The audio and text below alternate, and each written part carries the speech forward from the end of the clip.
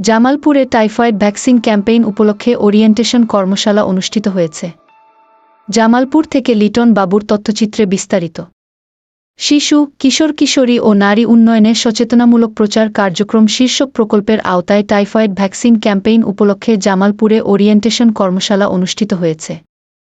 ২৩ September মঙ্গলবার দুপুর জেলা প্রশাসকের সম্মেলন কক্ষে জেলা তথ্য অফিস, গণযোগাযোগ অধিদপ্তর ও তথ্য ও সম্প্রচার মন্ত্রণালয়ের উদ্যোগে এ কর্মশালার আয়োজন করা হয়। এ সময় অতিরিক্ত জেলা প্রশাসক ইফতেখার ইউনুসের সভাপতিত্বে কর্মশালায় প্রধান অতিথি হিসেবে বক্তব্য রাখেন জেলা প্রশাসক হাসিনা বেগম।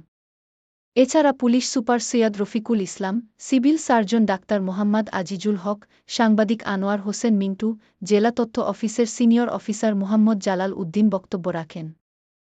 বক্তারা বলেন, টাইফয়েড একটি মারাত্মক সংক্রামক রোগ। নিয়মিত টিকা গ্রহণের মাধ্যমে এ রোগ প্রতিরোধ করা সম্ভব। তাই জনসচেতনতা বৃদ্ধির পাশাপাশি সবাইকে টিকা গ্রহণে এগিয়ে আসতে হবে। এবার জেলায় মোট ৬,২৫,৩২২ জন শিশুকে টিকা দেওয়ার লক্ষ্য নির্ধারণ করা হয়েছে।